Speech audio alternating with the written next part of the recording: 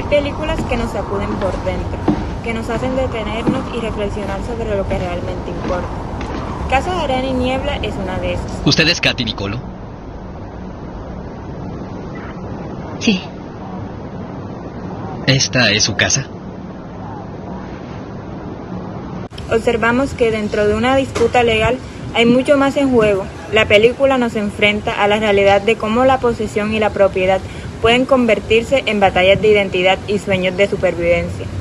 A lo largo de la trama vemos cómo las decisiones judiciales, las acciones de los personajes y las implicaciones de los actos administrativos afectan directamente los derechos patrimoniales en las partes involucradas. Es un recordatorio de que muchas veces lo que vemos como una simple propiedad representa mucho más para quien la posee. Sus sueños, sus sacrificios, su identidad. Y es cuando esos sueños se ven amenazados que salen a la luz nuestras más grandes fragilidades. En la película, la propiedad y la posesión no solo son conceptos legales, son el núcleo de una historia que nos enfrenta a nuestras propias fragilidades. La propiedad de una casa está en disputa, pero detrás de esta disputa legal hay una serie de obligaciones civiles que revelan el peso de nuestros errores y decisiones. Y es que cuando hablamos de bienes inmuebles, no solo hablamos de ladrillos y cemento, sino de lo que significa para alguien perder o ganar un espacio que considera suyo. En el caso de Katy, vemos cómo la propiedad de la casa se le escapa de las manos por un error en el pago de impuestos. Jurídicamente, la propiedad le da el derecho absoluto de usar, disfrutar y disponer de su bien. Pero en este caso, esa seguridad que la propiedad parece ofrecerle se desvanece debido a una omisión administrativa. Aquí es donde el derecho civil nos recuerda algo importante. Tener un bien conlleva responsabilidades. El cumplimiento de las obligaciones fiscales es parte de lo que significa ser propietario, y su incumplimiento puede hacer que todo lo que hemos construido se derrumbe, tal como le ocurre a Katy en la película. Esto nos hace reflexionar sobre cómo, en el mundo real, esos pequeños descuidos tienen consecuencias mucho mayores de lo que imaginamos. Por otro lado está el coronel Veraní, quien adquiere la casa en una subasta pública, sin saber el trasfondo de lo que realmente había ocurrido. Ahora es el nuevo poseedor, y lo hace de buena fe, confiando en que su compra es legítima. El derecho civil protege a personas como él, terceros de buena fe, quienes no tienen el conocimiento de los errores cometidos en el proceso de adquisición, pero aunque la ley lo proteja, la posesión trae consigo un conjunto de obligaciones que no se pueden ignorar. Veraní no puede despojar a Katy arbitrariamente, y al mismo tiempo tiene el derecho a que se respete su título legal. Lo que nos enseña Casa de Arena y Niebla es que aunque la ley establezca derechos claros sobre la propiedad y la posesión, la vida a menudo nos presenta situaciones donde estos derechos entran en conflicto. Por ejemplo, cuando se comete un error que afecta a la titularidad de un bien, la obligación de restituirlo al propietario original surge de inmediato. En este caso, el Estado tiene la obligación de devolver la casa a Katy, pero al mismo tiempo, ¿qué pasa con el coronel Veraní, que compró la casa de buena fe? Aquí es donde el derecho nos enfrenta a una de sus paradojas de cómo equilibrar los derechos de dos personas que desde su propia perspectiva tienen razón. A lo largo de la película, este conflicto nos muestra cómo el derecho no es solo una herramienta, sino también un medio para buscar justicia en medio de la complejidad de las relaciones humanas. Katy tiene derecho a recuperar su casa, pero Veraní tiene sus derechos que no pueden ser ignorados. Este choque entre la propiedad y la posesión nos invita a reflexionar sobre las obligaciones que cada uno de nosotros tiene con los bienes que poseemos, y cómo esas obligaciones no siempre son claras ni fáciles de cumplir.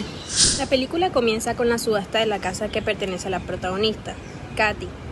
Este momento ilustra la obligación dineraria, ya que la propiedad se vende a un nuevo propietario, y el pago se convierte en la base de la transferencia de derechos. La escena muestra cómo el dinero juega un papel crucial en la propiedad.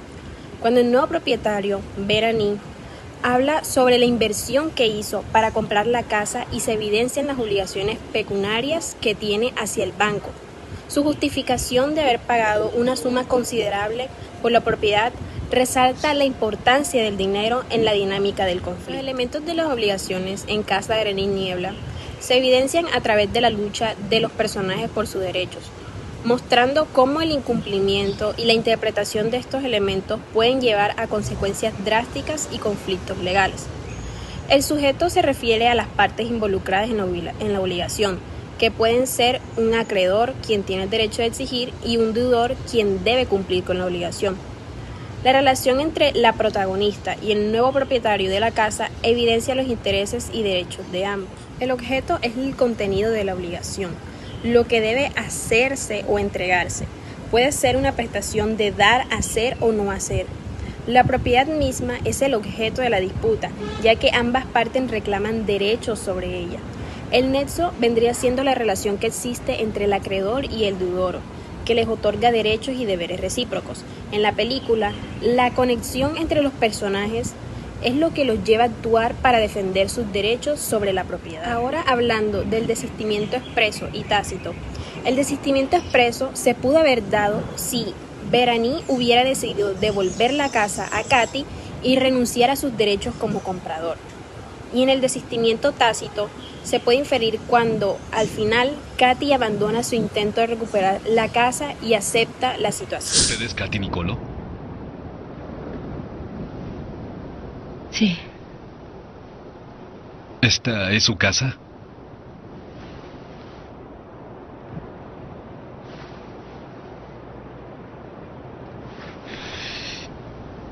No, no es mi casa. Casa de Arena y Niebla, dirigida por Vladimir Perelman, no solo es una poderosa historia de emociones y tragedia, sino que también nos presenta algunos ejemplos claves de lo que en derecho se conoce como los modos de extinguir las obligaciones. En este video vamos a explorar 3 de ellos: el pago o cumplimiento, la compensación y la nulidad. Comencemos con el pago o cumplimiento. Este modo de extinguir una obligación ocurre cuando la persona cumple con lo que debe. En la película vemos cómo el coronel Beraní compra la casa en una subasta y al realizar el pago, él completa el valor, entonces se puede decir que él cumple con su obligación de pagar por la propiedad. Aquí, Beraní extinguió su obligación de pagar por la casa y legalmente se convierte en su nuevo dueño. Luego tenemos la compensación. Este modo de extinguir obligaciones ocurre cuando ambas partes tienen deudas o créditos entre sí y se pueden compensar mutuamente. En la película, Katy intenta negociar con Beraní para recuperar su casa. Aunque en esta ocasión no se concreta un acuerdo, es un ejemplo de cómo, si ambas partes hubieran llegado a un acuerdo, podrían haberse compensado. Katy ofreciéndole algo a cambio y Beraní cancelando parte de su obligación. Finalmente, llegamos a la nulidad. Este es un modo de extinguir obligaciones cuando un contrato es inválido por algún error o vicio legal. En la película, Katy sostiene que la venta de su casa fue errónea debido a un error burocrático. Si este error hubiera sido reconocido legalmente, el contrato de compraventa podría haber sido declarado nulo, lo que hubiera extinguido la obligación de Beraní de mantener la propiedad. Pero como sabemos, las cosas no salen como ella espera. Casa de Arena y Niebla nos muestra cómo los conceptos de derecho civil pueden tener profundas implicaciones en la vida de las personas.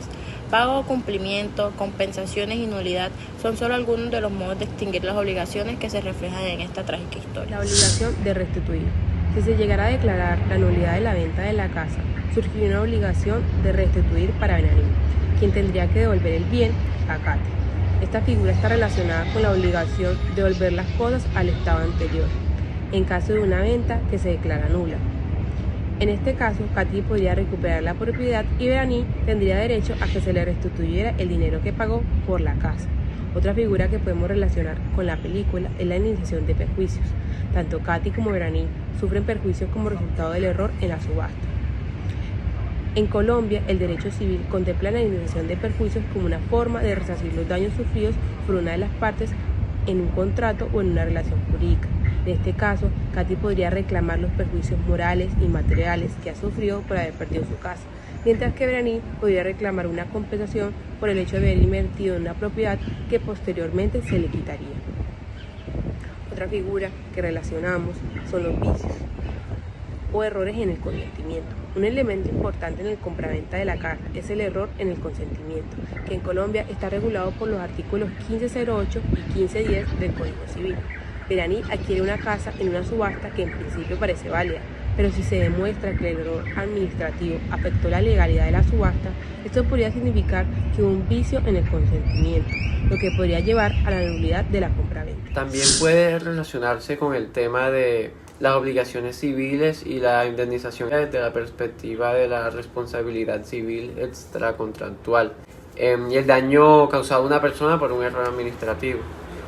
El Código Civil establece que una persona tiene derecho a ser indemnizada cuando sufre un daño injusto, ya sea patrimonial o moral, causado por el incumplimiento de una obligación o un acto ilícito. En el caso de la película, Katy pierde su casa por un error burocrático del gobierno, lo que podría considerarse una actuación negligente por parte de la administración pública. Según el artículo 90 de la Constitución, el Estado es responsable por los daños antijurídicos que cause en virtud de sus acciones u omisiones, lo que habilitaría a Katy para reclamar una indemnización por los perjuicios sufridos, incluyendo el daño moral de perder su hogar y el daño patrimonial.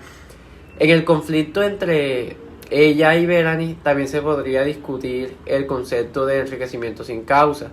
Si Verani, habiendo comprado la casa a un precio inferior debido al error, se niega a devolverla, Katy podría alegar que Verani se ha enriquecido injustamente a costa de su patrimonio.